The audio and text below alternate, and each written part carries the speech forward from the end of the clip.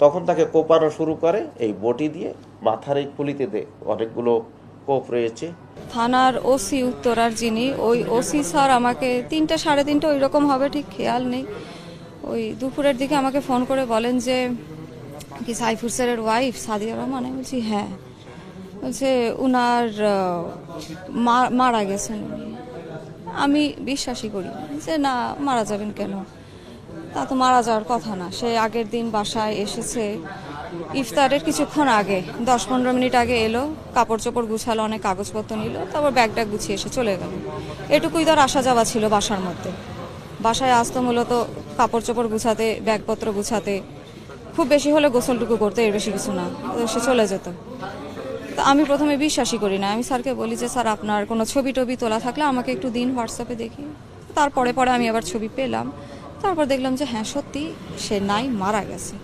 তো আমাকে OC sir যেটা বললেন যে আমার ওখানে একটা জমি আছে উত্তরখানে, 2.5 কাঠা জমির আশেপাশে সে একটা রুমের বাসা ভাড়া নিয়ে থাকতো। আমি কিন্তু এটা জানতাম না যে সে বাসা ওখানে ভাড়া নিয়েছে। ওনার ওই স্যারের কাছ থেকে আমি এটা জানি। আর ওইখানেই ওই ভোরের 5টার দিকে মনে হয় ওই মারা গেছেন উনি, দুর্বৃত্তরা মেরে বাসায় এসে মেরে চলে গেছে। 9 তারিখ দিবাগত রাতে, 10 তারিখ শুরুতে যেটা হয়েছে, 3 জন একসাথে শুয়েছে।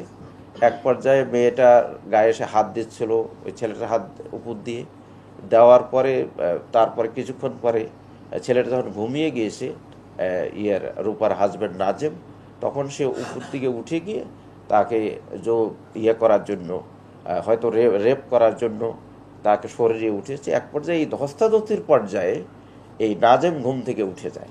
ঘুম থেকে উঠে সে তাকে চিৎকার করে যে তুমি তাকে ছেড়ে দাও, রূপাকে ছেড়ে দাও, তার নাহলে কামিয়ে মেরে। এই মধ্যে সে যখন ছাড়ছিল না, তখন তাকে করলো, সে রুম থেকে গিয়ে রান্নাঘর থেকে একটা বটি নিয়ে আসলো।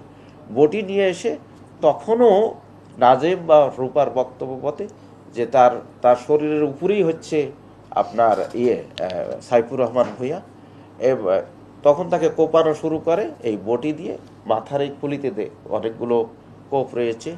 এরপর সে ঠেকাতে যাচ্ছিল, তার হাতের অনেকগুলো কোপ রয়েছে, অনেকগুলো কোপ খেয়েছে শরীরের বিভিন্ন জায়গায়। তো এক পর্যায়ে সে দৌড় দিয়ে বাথরুমের মধ্যে ঢুকে সিটকিনি দিয়েছে। দেওয়ার পরে এরা বাথরুমের বাহির থেকেও সিটকিনি দিয়ে রুমে তালা দিয়ে, ওর একটা মোবাইল ছিল, একটা পার্স ছিল, আর ওই চাবির একটা গোছা ছিল, প্রায় 10-12টা চাবি বা 7-8টা চাবি হবে, গোছা নিয়ে এরা চলে যায়।